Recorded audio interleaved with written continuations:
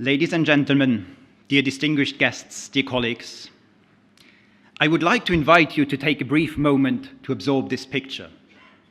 This is an image of our atmosphere, of our whole atmosphere, taken side-on by one of our astronauts from the International Space Station. Now, the part of the atmosphere that we're all familiar with, that contains the air we breathe, the weather we experience, and the climate that we're used to, is contained in the thin, narrow orange ribbon here at the very bottom. Travel upwards, travel about the top of the clouds, travel above the tropopause, and you enter a region of the atmosphere where the air gets gradually thinner and thinner, less turbulent, more stratified. You enter the stratosphere, which is perhaps best known for containing the ozone layer that is so absolutely fundamental for protecting us against the harsh ultraviolet radiation from the sun. Travel upwards further into the deep dark blue in this image, and you enter the mesosphere. It is in the mesosphere that meteors and other space debris burn up upon their re-entry. It is also in the mesosphere, towards its very top, the mesopause region, which is the coldest part of the atmosphere, and where, despite of the very low concentrations of water vapor, you have the occasional formation of these magnificent and mysterious noctilucent clouds that you see in the top of this image. Now, our atmosphere is changing, our planet is warming, we all know that, and this is perhaps best brought to the public by these now famous climate stripes that you see in this image. Of course, the climate stripes correspond to the surface layer of the air where we live in, but the warming happens throughout the whole depths of the troposphere and also in the oceans, which absorb the excess heat. However, travel up into the stratosphere and the picture is suddenly reversed. The stratosphere is cooling. Now, this curious fact is not evidence against the happening of climate change, but rather a manifestation of how radiative transfer really works under an increased load of greenhouse gases. Travel upwards further into the mesosphere, and the mesosphere too is cooling, it is contracting. But on top of that, we have the imprint of this 11-year cycle, and that is the solar cycle, and that already hints at some coupling mechanism between solar variability and atmospheric variability in this part of the atmosphere that we call the agnostosphere, because we know so very little about it. Now, the atmosphere, the whole atmosphere, is of course an essential ingredient, an essential component of our Earth system, of our climate system. And I will take you briefly through a few of the features in our middle atmosphere. First and foremost, circulation features. So what you see here is the global slow meridional overturning circulation in these blue ribbons that transport constituents over timescales of years from the tropics all the way to the poles. Around the poles, you have the fast zonal winds, especially during wintertime, that are associated with the polar vortex. We also see the fast meandering jet streams that guide our weather patterns and that are responsible for the coupling between stratospheric and tropospheric dynamics. Around the equator, we have the QBO, another climate coupling mechanism that affects weather patterns around the Earth. But we also have gravity waves, the elusive gravity waves, and they often get triggered low down in the troposphere and may at times travel all the way up in the thermosphere where they can affect space weather. Now, the gravity waves, as they travel up, transport with them momentum, and this momentum can be deposited into the mean flow and accelerating or decelerating the mean flow. So we're talking about gravity wave momentum flux and gravity wave momentum flux as a circulation driver.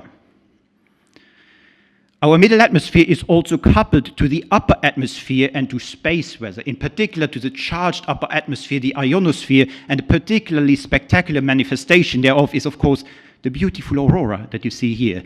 And that is a manifestation of the energetic precipitating particles that can trigger a whole cascade of chemical reactions which ultimately affect our ozone layer and our atmosphere as a whole. Now, our middle atmosphere is also connected and coupled to the troposphere. Think, for instance, the massive injections during big volcanic eruptions, or the content in biomass burning plumes that are associated with big wildfire events, or even the transport in deep tropical convective systems, or the deliberate injection of stratospheric particles that some believe to be a means of offsetting and mitigating climate change. Now, the injection of all of that stuff into our middle atmosphere is, of course, affecting the delicate chemical and radiative balance in the middle atmosphere. In particular, the upper troposphere, lower stratosphere is highly sensitive to the balance of greenhouse gases such as water vapor and ozone, where they affect climate forcing and feedbacks. Now, this brings us to our science goals. So the CAIRT is about pursuing a lot of these processes, getting a better processes understanding of a lot of these elements, and our science goal is really first to reveal, then to resolve, and ultimately to unravel the complex coupling between composition, circulation, climate from the mid-troposphere to the edge of space. Now, we don't do this only for the mere pursuit of knowledge. This Team CAIRT, believes that the upper or the middle atmosphere is a key ingredient to better understand and be able to predict the evolution of our climate system, of our Earth system. As such, we believe that observations in the middle atmosphere really are at the nexus of a whole range of modeling activities, such as chemistry transport modeling and air quality modeling, that also affect the dispersion of pollutants around our atmosphere, around the globe, numerical weather prediction, and climate projections. This brings us to our mission statement, and CAIRT really is about charting the role of the middle atmosphere in the climate system. Ladies and gentlemen, my name is Alex Hoffman. I'm ESA's mission scientist for CAIRT, and it is my delight and pleasure to introduce the CAIRT team to you today. First and foremost, our mission advisory group, which sits here in the room with us, our ESA core team, but also the many dozens of people that have really been involved with shaping this mission and that are too numerous to put on this slide. Without further ado, I would like to hand you over to Björn Martin Sinnhuber from the Karlsruhe Institute of Technology, chairman of our MAG and CAIRT lead proposer, and Björn Martin will take you into a deep dive into our whole atmosphere and to the very essence of what CAIRT as a mission is about. Thank you very much.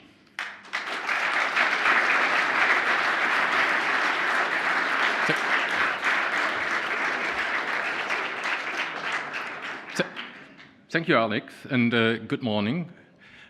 On 15 January 2022, the Hunga underwater volcano exploded. And this explosion was one of the largest in recent history, affecting many aspects of the Earth system.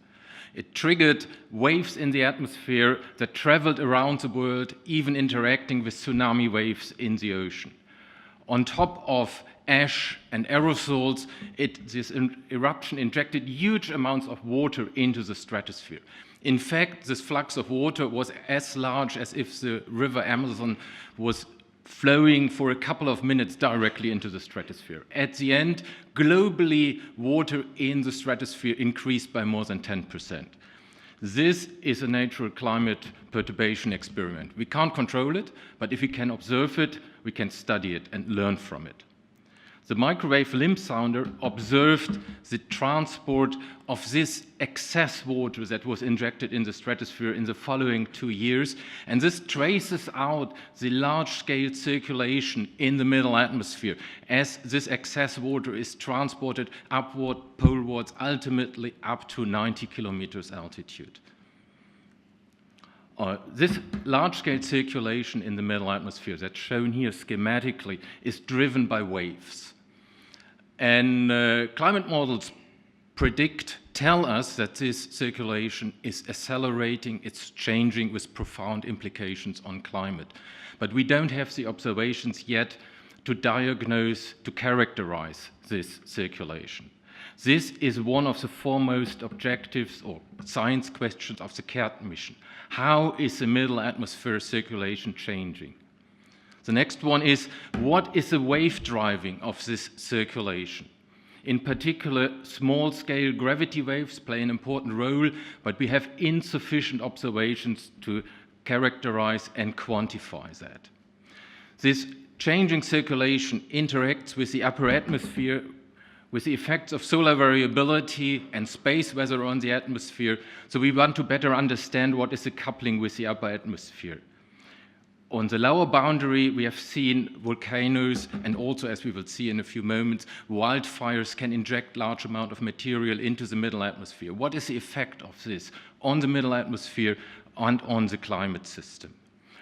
This is a coupled system. So ultimately, we want to understand what is the coupling between composition, circulation, and climate. And why does it matter? There are a number of upcoming challenges and concerns. For example, the stratospheric ozone layer is not recovering as we expected, and this is partly due to changes in the circulation. The driving of the circulation by gravity waves is not well constrained by observations so far. There are long-standing biases in climate and weather prediction models, and recently we have seen wildfire smoke that wildfire smoke can be transported even up into the stratosphere, where it affects ozone chemistry and climate forcing. And this is projected to increase further during climate change. And even more so with the proposed geoengineering by deliberate injection of particles into the stratosphere, or the effects of upcoming satellite megaconstellation, we are entering uncharted territory. Now, this large-scale circulation in the middle atmosphere can be diagnosed through the observations of trace gases to quantify that. One very important diagnostic, very useful diagnostic, is the so-called age of air that we can calculate, derive from the observations of trace gases like sulfur hexafluoride, methane, or carbon monoxide. The age of air tells us the mean time an air parcel has spent in the middle atmosphere since last being in the troposphere. Now, there is a clear need to better constrain age of air from observations. What you see on the left panel there in that somewhat busy plot, that is age of air in the stratosphere over the past 45 years. In blue lines, different model calculations and reanalysis, and in black dots with error bars, available observations. We see changes, but available observations are not good enough to fully characterize this changing circulation. And this is important. To characterize it is important because changes in the middle atmosphere circulation and age of air will have profound implications for surface climate, recovery of the ozone layer, or the lifetime of greenhouse gases such as methane, N2O, or the CFCs. CAIRT will be the only mission in the future to observe age of air, and it should do with higher precision than we have from previous instruments. An important part of this changing circulation that regulates age of air is mixing on small scales. I have an illustration here, a model simulation of ozone at two different layers in the atmosphere from the high-resolution ICON model, showing a lot of stirring, filamentation that is an important part of the mixing, but not well resolved from observations so far.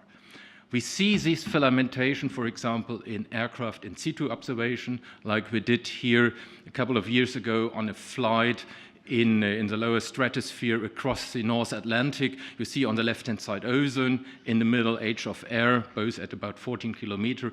And to show you the scales involved, I overplot here in black 100-kilometer averages. So we see a lot of small-scale variability on this 100-kilometer scale. And CAIRT will provide the age of air at this 100-kilometer scale and should do with an uncertainty of less than half a year globally, something that is available so far only through in situ observations with very limited coverage, of course. Turning to gravity waves, kilometer scale models can now resolve gravity waves, as in this example from a high-resolution simulation by the ECMWF of a tropical cyclone. And CAIRT will for the first time be able to resolve these waves in 3D as they propagate through the middle atmosphere to test high-resolution models and to guide further model developments. These waves are critical, very important in driving atmospheric circulation, including the so-called sudden stratospheric warmings, where increased wave activities disturb and decelerate the polar vortex that is characterized by these circumpolar winds. And by disturbing these winds, they induce an anomaly in surface pressure, as you see on the right-hand side in the schematic. And these surface pressure anomalies manifest themselves at the ground as extreme weather, like these cold air outbreaks that we regularly observe in winter in Europe or North America that have large socioeconomic impacts. Cold air outbreaks are not the only extreme weather. Also heat waves, droughts, and even extreme precipitation can often be traced to disturbances in the middle atmosphere up to weeks before, which gives us improved predictability and therefore has very practical relevance. Waves, in particular gravity waves, propagate also all the way up to the edge of space, where they interact then with the influencing the solar impact on the upper atmosphere. Intense solar radiation and charged particles in the upper atmosphere above 100 kilometers create a large amount of reactive nitrogens, and these reactive nitrogen compounds can descend in the polar winter vortex into the stratosphere, where they lead to additional ozone depletion, and through radiative effects then have an impact or an effect on the temperature there. And these changes in temperature in turn affect circulation and can affect regional surface climate. But we don't have a very good understanding at this point about this. We have seen the descent of these reactive nitrogen compounds that we collectively call NOI, so that's the sum of all these reactive nitrogen compounds. We have seen them, for example, with MIPAS observations in the early 2000s that you see on the left-hand side. Unfortunately, models often fail to reproduce this descent. We don't fully understand why, because we don't have a consistent set of observations from the thermosphere above 100 kilometers, where these reactive nitrogen compounds are formed all the way down through the stratosphere. So CAIRT will provide us for the first time with spatially resolved measurements of these reactive nitrogen compounds all the way from the lower thermosphere down to the stratosphere, and together with the impact on ozone and temperature. Turning to the input from below into the middle atmosphere, large volcanic eruptions, in this case it's a picture of the Raikoki eruption in 2019, can inject large amount of sulfur into the stratosphere that forms particles there. And these aerosol particles, the dimming of solar radiation by these stratospheric aerosol particles following volcanic eruptions can dominate short-term climate forcing. What about on longer timescales? There's still a need to better understand this constantly changing background of stratospheric aerosols to evaluate its natural climate variability impact. And in doing that, CAIRT will also prepare us to detect possible deliberate climate engineering by injection of stratospheric particles. But not only volcanoes inject into the stratosphere. We have seen recently that also wildfire can inject smoke deep into the stratosphere. And on this figure here, we see the stratospheric aerosol load over the past 20 years as a function of latitude, and we clearly see that wildfire smoke can lead to solar dimming exceeding even medium-sized volcanic eruptions. So, for example, we see the effect of Hungar or Raikoki in comparison to the Australian fires, or in recent years, the fires from Canada. And this is projected to increase as climate changes. CAIRT will provide the budget of all relevant sulfur components in the stratosphere, starting with the most important source gas for sulfur, which is carbonyl sulfide, together with sulfur dioxide and the sulfate particles. So we can close this sulfur budget, together with key pollutants from biomass burning, like carbon monoxide or peroxyacetyl nitrate, together with many secondary products. Ozone and water vapor are among the most important greenhouse gases. Sometimes we forget about that. The changes of ozone and water have a particularly, in the upper troposphere, lower stratosphere region around the tropopause, have a particularly large efficiency for forcing surface climate. And these changes can also affect regional climate change. But this is often not well reproduced in models. Models have long-standing biases in reproducing the distribution of ozone and water across the tropopause because of these large gradients. So CAIRT will observe these gases with high precision across the tropopause, and even more importantly, CAIRT will be critical to attribute observed changes due to changes in transport, chemistry, input, and so on. Now, despite of the importance of the middle atmosphere. We are facing an imminent data desert in a rapidly changing world, as what was put recently by this community paper led by our colleague Rosselovich. And they show from, you see that on the left-hand side, from MLS observations, an increase in extreme events in the middle atmosphere exceeding several standard deviations of the variability in recent years, including the Hunga volcano or Australian wildfires and lots of others. But we are soon losing the capability to observe this large part of the atmosphere. So CAIRT is urgently needed to fill this critical void in observations. We must not steer blindly into the future. CAIRT is very much a mission for climate science and climate action. For example, by providing a better process understanding, by providing important data on climate forcings and feedbacks, or by warning about emerging climate threats. CAIRT's 5 science objectives on the middle atmosphere, gravity waves, the coupling with the upper atmosphere, the role of pollutants and aerosols, and the coupling of radiative dynamical chemicals, of the radiative dynamical chemical system is directly related to key challenges as formulated by ESA's Living Planet EO strategy. ESA's CAIRT's science goal very much focuses on better understanding coupling and on climate action.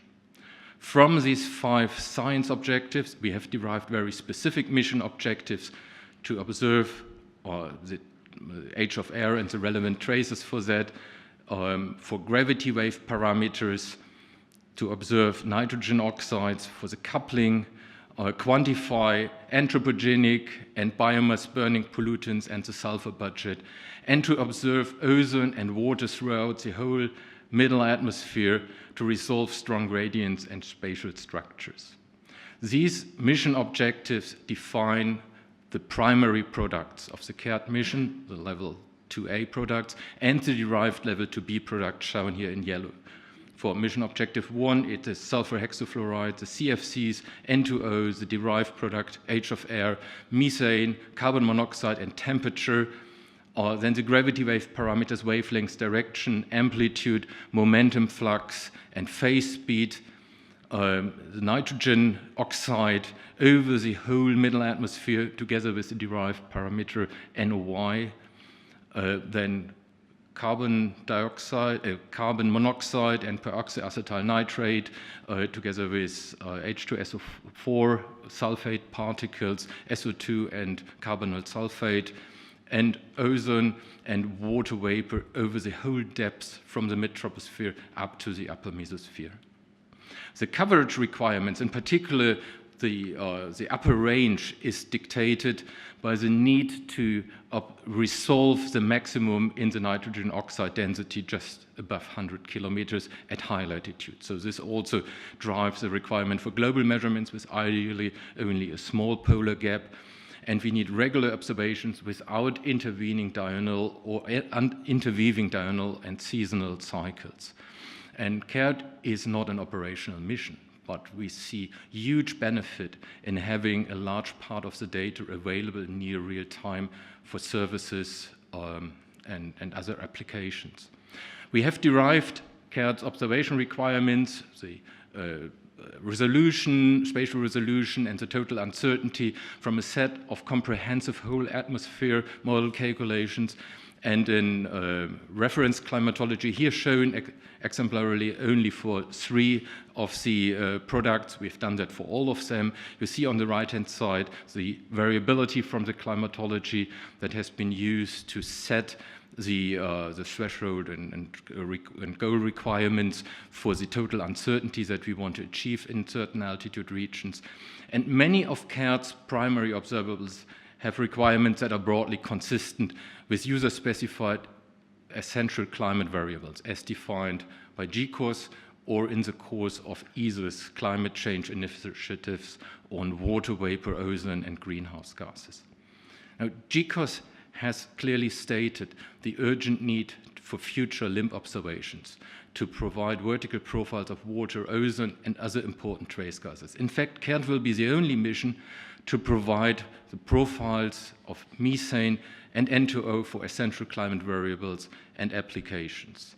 Similarly, WMO UNEP, in support of the parties of the Montreal Protocol, have very clearly stressed the need for future limb observation to close gaps in understanding of the recovery of the ozone layer and potential influences of volcanic wildfire emissions and even deliberate injections by geoengineering. CAIRT data are urgently needed for major assessment programs and essential climate variable production. Now, how do we do that? The CAIRT observational concept is based on infrared limb imaging. So in one image, we observe simultaneously the whole middle atmosphere from the upper troposphere at about 5 kilometers all the way up to 115 kilometers vertically and horizontally across track with a swath width of 300 to 500 kilometers. And in doing this, every 50 kilometers along track as the satellite flies, roughly every 7 seconds, we can combine these individual acquisitions in tomographic retrievals to obtain a spatial sampling of the products of 50 by 25 kilometers horizontally and 1 kilometer vertically, which is unprecedented for limb observations to date. We will fly in loose formation with METOP second generation, which provides important synergies with the Nadia sounders on METOP SG. Now, I want to be very clear. All 5 science objectives of CAIRT can be achieved without this formation flying. But there are important additional benefits, including this will be the first formation to measure methane profiles together with methane columns. This is based on more than a decade of experience with the airborne demonstrator Gloria. Now, what you see on the left side, top left there, is an infrared limb image. And each pixel here contains the full spectral information with the spectral fingerprints of a large number of gases and constituents. With CAIRT, we want to do that globally and regularly, and what you see here as an example are temperature fluctuations that we use to derive the gravity wave parameters like wavelengths and direction. This is shown here again in the schematic on the left side, how we go from the temperature residual fluctuations to the gravity wave parameters. And in order to retrieve gravity waves of the relevant scales, we need to have a horizontal swath width of at least 300 kilometers. Now, what are the relevant scales for gravity waves? That's shown here in the middle, a climatology of the gravity wave momentum flux spectrum as a function of horizontal wavelengths and vertical wavelengths. And existing Nadia sounders can access only a small part of this momentum flux that's shown here in magenta. And with a horizontal sampling of 50 kilometers and a vertical sampling of 1 kilometer, CAIRT will be able to observe the largest part of this momentum flux. The need for high vertical sampling with fine vertical sampling is also driven by the need to observe spatial gradients across the tropopause and small-scale features, like, for example, seen here in the LiDAR image by our colleagues that we recently did in an aircraft campaign. This is water vapor, if I haven't said that. Measurement requirements, spectral requirements are dictated by the need to resolve the spectral fingerprints of the individual driving products. Temperature we derive from carbon dioxide at 718 wave numbers. The short wave driver is carbon monoxide at 2,200 wave numbers. And the other primary and also secondary products are nicely in between. So the key spectral requirements are spectral coverage of 718 to 2,200 wave numbers. There can be a small gap in the middle if that's technically needed.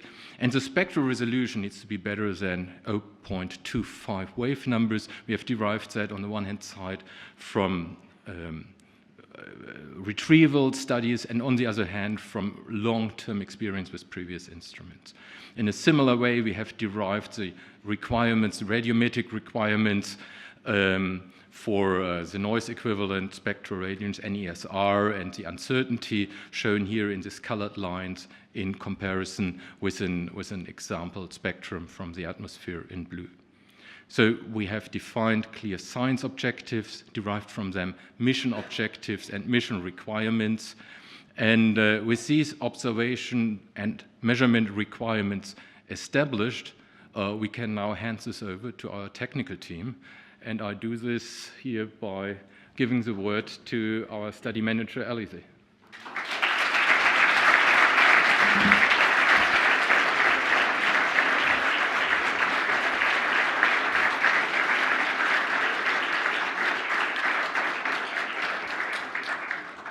All right, good morning, everyone. My name is Alice. I'm the study manager for CAIRT, and together with my colleagues Julian Hoffman and Frederick Brouwer, we'll now present the technical concept for the mission. So as you saw in the science presentation, the CAIRT observation concept can be summarized in 3 words. It's a limb viewer, like MIPAS, so the instrument line of sight is tangent to the Earth, looking through the atmosphere. It's an infrared instrument operating from the midwave to the long-wave infrared, and it's an imaging Fourier transform spectrometer. Imaging, meaning that there is on board an area detector with a vertical and a horizontal dimension able to capture a large area of the atmosphere in one go. As a satellite moves along the orbit, the instrument scans a volume of atmosphere along the satellite track, so each of these samples here have 3 physical dimensions. Then the concept is also a spectrometer. So CAIRT actually generates a full data hypercube also with a spectral dimension. And this is achieved by operating the detector at a very high frame rate during the acquisition to generate first this data cube, this temporal data cube, which contains 1 interferogram per sample. And then, through the magic of the Fourier transform, we get the measured radiance with all the spectral information. For the technical teams, the work starts with the mission requirements, which for CAIRT fall under these 5 categories, including the constraints of the Earth Explorer program. These requirements directly drive all the trade-offs that were performed by the team during phase 0 and A, starting with the choice of detectors, around which the entire concept has to be built, the choice of optics, which is reflective for CAIRT, the type and configuration of the interferometer, and the thermal, mechanical, and electronics designs, in particular, the decision to go for a cooled payload operating at temperatures below minus 30 degrees Celsius. From these key traits, 2 designs, concept A and B, are derived. And these concepts were established by 2 parallel industry consortia. Concept A was led by Airbus France, with Airbus Germany for the payload, and concept B was led by Thales France with OHB Germany for the payload. And in phase A, CAIRT also had a very large number of companies supporting all of the pre-developments.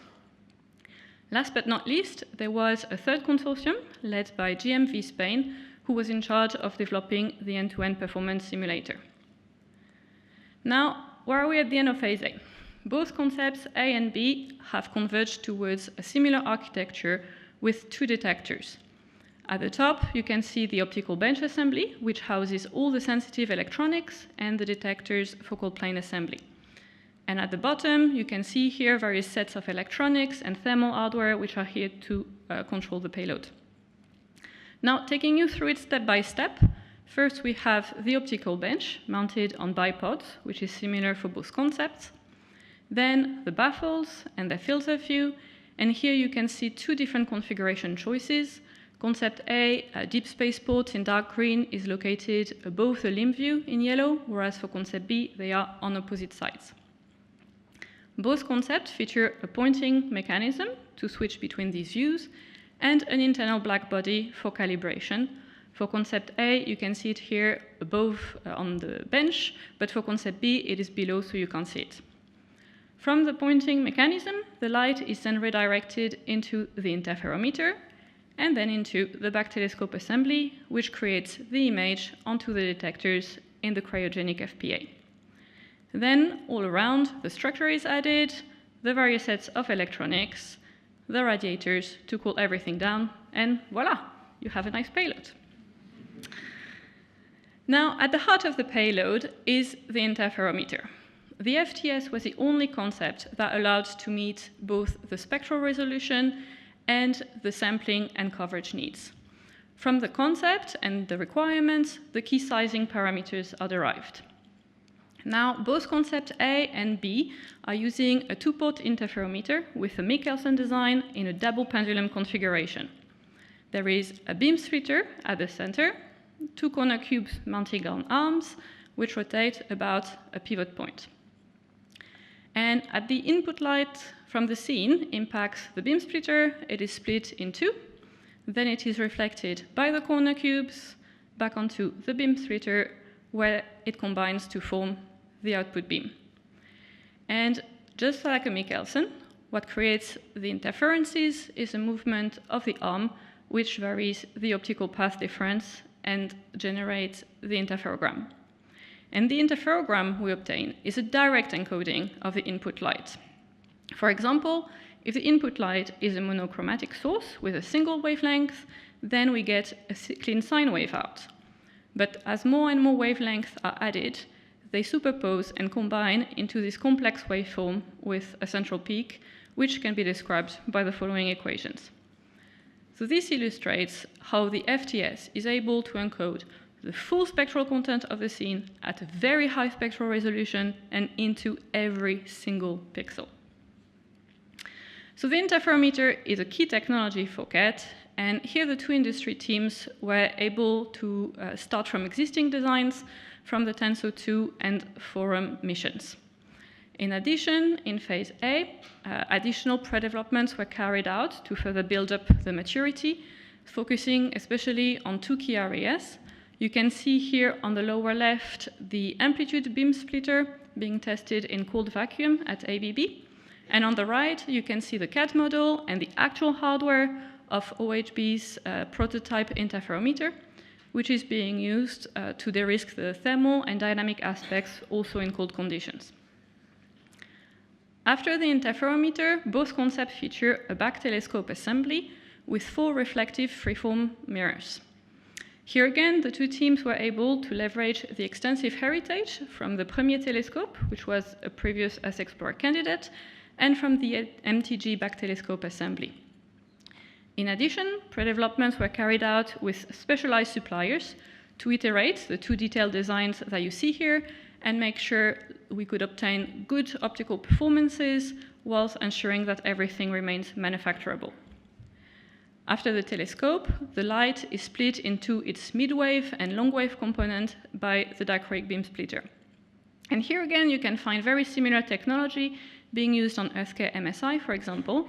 But an added difficulty is that for CAIRT, this item needs to work in cryo conditions.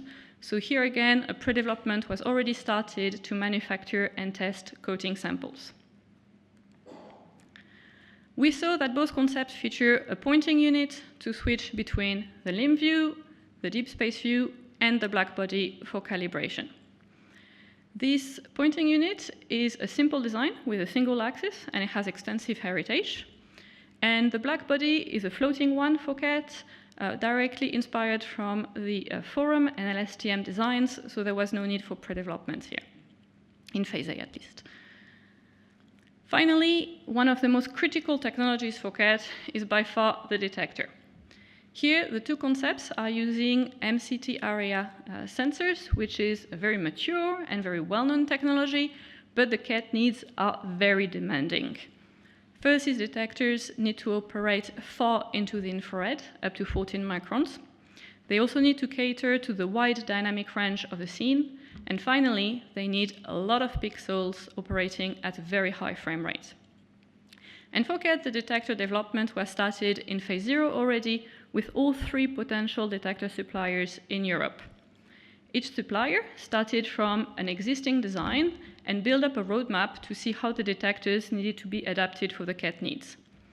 Then, in phase A, these plans were acted and detailed design and manufacturing started.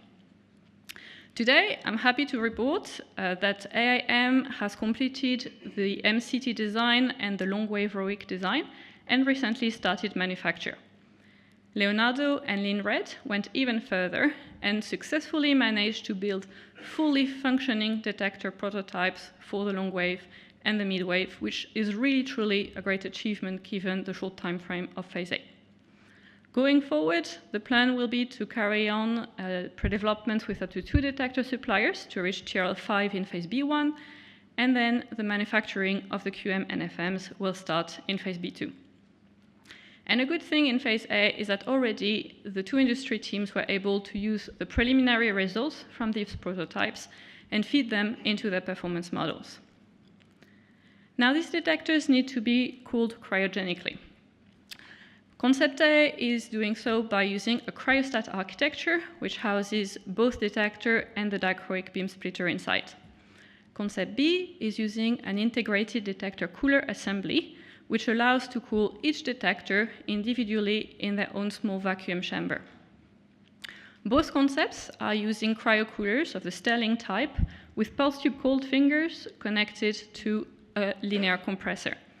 And you see that both cryocoolers already exist and will be used as is to benefit from their maturity. Now, for CAIRT-specific development, Concept A started a pre-development in phase A to get a detailed design of their cryostat using technology elements from Trishna, for example, and MetImage.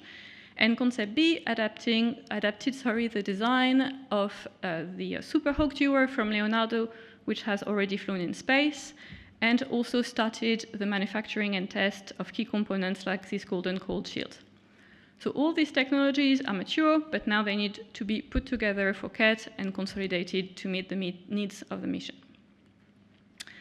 To summarize, I am showing you here the key design parameters of both concepts, which have been very carefully balanced by the 2 industry teams.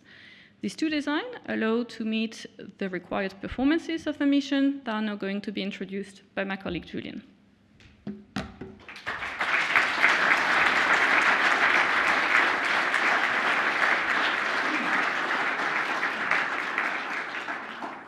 Thank you, Alice, for handing over to me.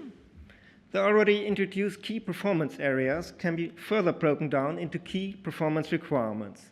In this presentation, I will concentrate on the discussions of these key performance requirements. The performance status of the concepts with respect to these key performance requirements was assessed by the industrial consortia for their respective concepts. They used detailed, dedicated simulation programs. Data from the pre-developments were available and heritage values were not, to feed their performance models in order to calculate the phase A performance of their concepts. So let's start looking at this performance, and here with the spectral performance, especially with the spectral accuracy, which is the knowledge of the wave number of each spectral sample center. On hardware level, it is mainly limited by the long-term stability of the interferometer metrology system. CAIRT has very demanding level 1 accuracy requirements. Therefore, a standard metrology system is not sufficient, and a level 1 calibration processor was introduced. This processor live calibrates the spectral sample centers to atmospheric emission lines, and phase A performance assessments have shown that such processors can reach the required accuracy. So we can move on to the spectral resolution, which is the width of the spectral response function. It is ultimately limited by the spectral sampling, but also another effect plays an important role, which I like to introduce with a plot on the lower left side. It shows the interference pattern over a detector for a fixed wave number and a fixed optical path difference of the interferometer. The plot shows that this pattern evolves differently over the field in view. Assuming a fixed pixel size, that means that every pixel averages over different interference fringes, which affects the spectral resolution. This so-called self-apodization effect makes the spectral resolution not only field of view, but also wave number dependent. So we have to take a closer look to understand the CAIRT performance. Here you see a plot over the full field of view of the spectral resolution at the worst case wave number for both concepts. The resolution itself is color encoded. You see The plot shows that the spectral resolution is compliant for both concepts over the full field of view. Concept A shows some striping. This is caused by pixel binning on board to reduce the data volume to be downlinked. This striping is not a problem for higher level products. So let's move on from spectral to spatial requirements. Here I have to state that the spatial performance varies over the orbits. The next slides will only show the performance values for the worst case orbital positions. The table below shows the performance for the across-track swath and the vertical range. Both concepts are compliant to the requirements. Furthermore, the long-track sampling distance was discovered by the interferometer acquisition time is also compliant for both requirements. The across-track subsample size is required to be smaller than 25 kilometers, adding up to a sample size smaller than 50 kilometers. Here you can see the very same plots as presented on the last slide, but this time the color code shows the subsample size. The plot shows that it varies over the orbit, but even for the worst case over the field of view. But even for the worst case field of view, both concepts are compliant to the requirement. The situation is very similar for the vertical sample size, which is required to be smaller than 1 kilometer. Also here, both concepts are compliant for the worst case field of view. So let's move on to the vertical spatial resolution, which is the width of the spatial energy distribution functions. As a spectral resolution, it is ultimately limited by the sampling, but also aperture diffraction and optical aberrations play an important role. The latter two makes the resolution not only orbit position and field of view dependent, but also wave number dependent. But both concepts are compliant to the extreme wave number cases required by CAIRT. So we can move on to the radiometric performance, and here start with the radiometric sensitivity. The sensitivity defines the noise floor of the instrument. For CAIRT, the noise equivalent spectral radiance, short NESR, is chosen as a limited quantity. It limits the noise floor for each spectral and spatial sample at a dark input scene. This noise is caused by noise of the detection chain, quantization noise, the shot noise of the detector dark current, as well as the shot noise of the thermal self-emission of the instrument. Using the spectral resolved radiometric gain of the instrument, the interferogram sampling, and the spectral sampling, this noise can be translated from electrons to spectral radiance, which you can see here on this plot. Here, the NESR performance for concept A is plotted. In the long wave range, it is threshold compliant, also there are small deviations. And in the mid wave range, it is close to goal compliance. For concept B, the performance is also threshold compliant in the alveolar band, with also a small deviation, and it is around goal compliance for the MVR band. The root causes for these small deviations in the alveolar band are known and will be mitigated in the next phases. The second radiometric key requirement is a radiometric uncertainty, which basically defines the error bar of each radiometric reading. For CAIRT, this is further broken down into an uncertainty with scales with the signal strengths and an offset uncertainty. In phase A, industry focused in identifying the main drivers for their concepts and into implementing first budgets. One of the key drivers is a double modulation, which I like to introduce in some more detail. Double modulation happens when a signal is reflected from the detector and imaged again into the interferometer where it interferes a second time. Thereafter, it travels a third time through the telescope and is finally detected. Light, which passes the interferometer twice, is modulated with double the frequency. So mainly the high wave number edge of the alveolar band of CAIRT is affected by this effect, as you see in the plot. The two concepts mitigate this effect with different measures. Concept A achieves compliance by implementing a hardware solution, while for concept B, compliance is expected by implementing a correction algorithm. Another important noise source is the noise of calibration measurements, which I like to introduce in the next slide. As already presented, CAIRT uses two measurements for radiometric calibration.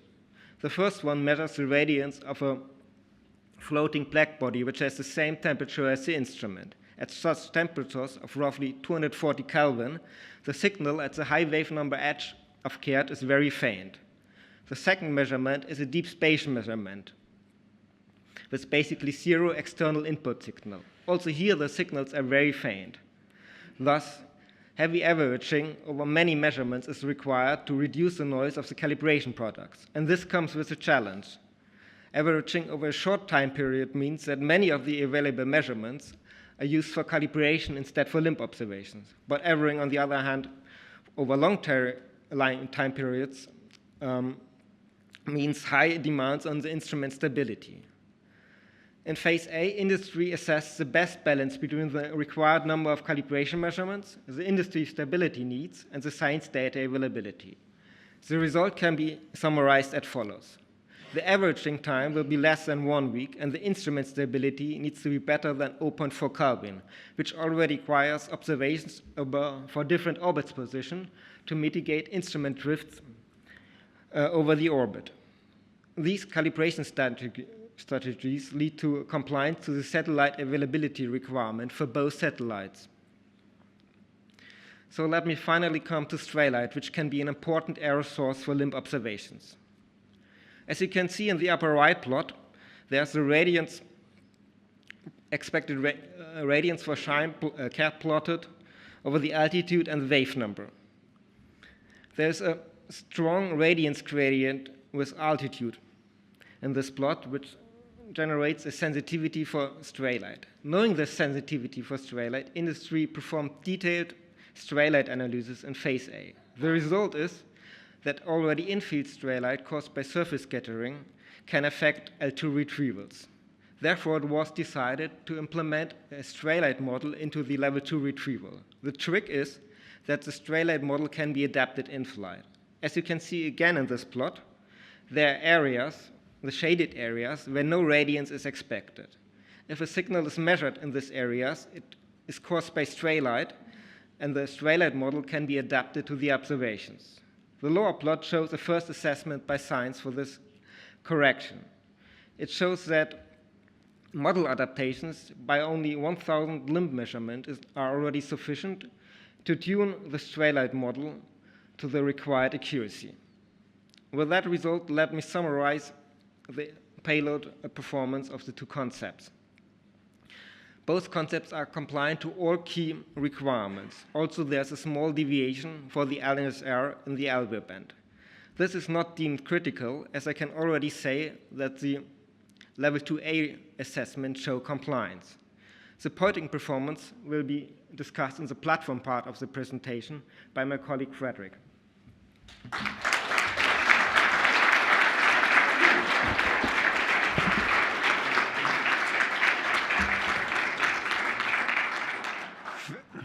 Thank you, Julian. So now in the third part of the presentation, I will guide you through the satellite, the system, and the mission.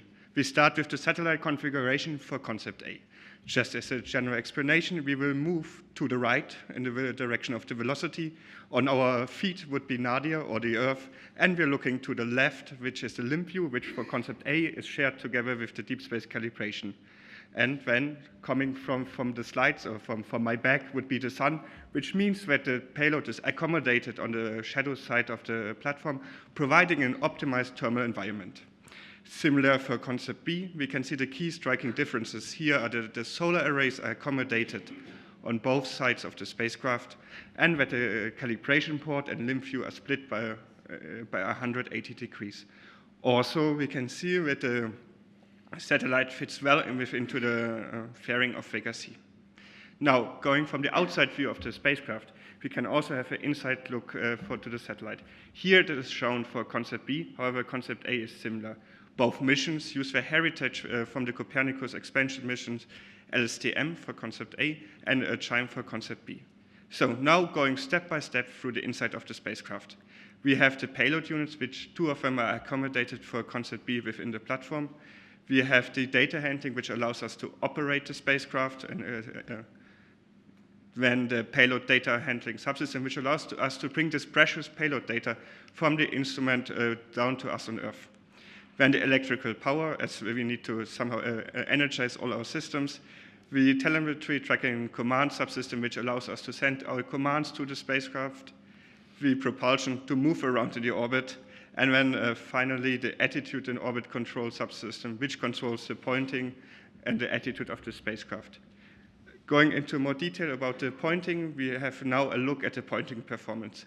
So pointing is how good we look, how good that we know where we look, and also how stable it is that we look, or in a more precise definition on the slide. For CAIRT, that means we are not looking nadir, so we are much further away. So we are 3,300 kilometers away from the lowest tangent points.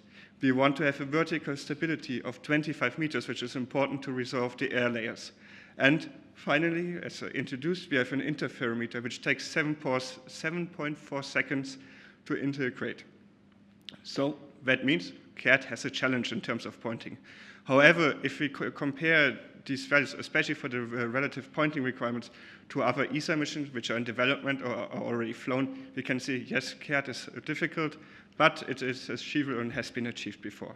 This pointing performance, or these main drivers for this pointing performance, are the AOCS, the calibration, the thermoelastic effects, micro vibrations, the pointing units, and also the required yaw and pitch guidance profiles, which are specific for CAIRT. It can be stated that both concepts, or both concept A and B, are compliant to the pointing requirements which has been established during phase 0 and A. Now to the final part of the satellite. So in terms of engineering budgets, and the key messages on this slide are, for concept, in terms of mass, for concept B, we have more than 180 kilograms of mass available to the target orbit, and much more for concept A. In terms of power, the power subsystem has been sized so we can have a continuous observation of the Earth atmosphere, and we can downlink all of this precious data to us on ground. Now, coming from the satellite, we have a more closer look at the mission. In terms of, so we start usually we need to go to space, so we need to launch. Then we have a commissioning, and with it in 6 months, we bring the whole system into operations. This is followed by a nominal operations phase of 5 years, meaning the satellite is sized for a total lifetime of 5.5 years. And we hope we have an additional 5 years in extended operation for which sufficient fuel is available on board of the spacecraft.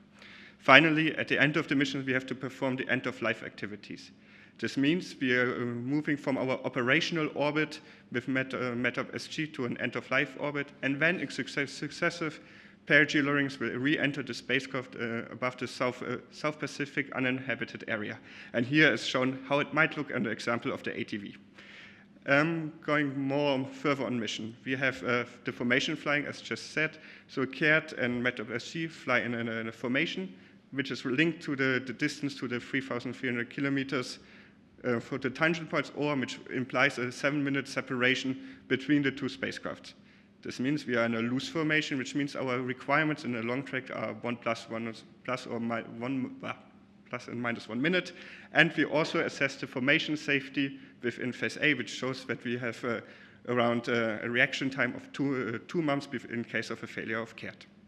Finally, we look at the data, so we assess the coverage. And here we can state that the CAIRT mission will achieve a near global coverage within 4 days with only small non-persistent gaps, which will be filled out along the repeat cycle of 29 days. Now continuing with the data, so how do we get this data from space to ground? Our instrument output 200 mbits per second for concept A, and around 440 mbits per second for concept B. Concept A uses an X-band link with a data rate of 940 mbits per second and uses up to 3 ground stations, which of an example is shown in the animation to your right. And then we have concept B with a Ka-band link at 3.4 gigabits per second and up to 2 ground stations. Okay, now we do have the data on ground. We transferred it from the ground stations to our on-ground processing, and where we have a latency from last sensing of a maximum of 140 minutes. We perform the L0, which is the sorting and unpacking, the L1A, which is the decompression and preparation for L1B, and finally the L1B processing, which contains the quality checks, the data correction, Fourier transform, calibration, and binning to generate the calibrated data products for the CAIRT mission. In this process, we will reduce the data volume from 350 gigabytes per orbit to, for both concepts, around 40 gigabytes per orbit. That means for this whole process, we have 160 minutes available to achieve the L1B data latency for 5050% of the data within 5 hours. Okay, and that is good. So I come to the conclusion of the technical presentation. Going quickly through the CAIRT mission architecture, we can state that the technical feasibility of the mission has been demonstrated to phase 8 level. We defined the formation flight with METOP as GA and a loose formation. The platform and satellite has been defined using the heritage existing from CHIME and LSTM, and the optical payload has been sized to meet the mission needs for the CAIRT. Also, the CAIRT mission is compatible with the Vega C baseline launcher. And with that said, rockets need propellant, so do we. So we invite you to blast off to the coffee break, refuel, and then re-enter for the second part. Thank you very much.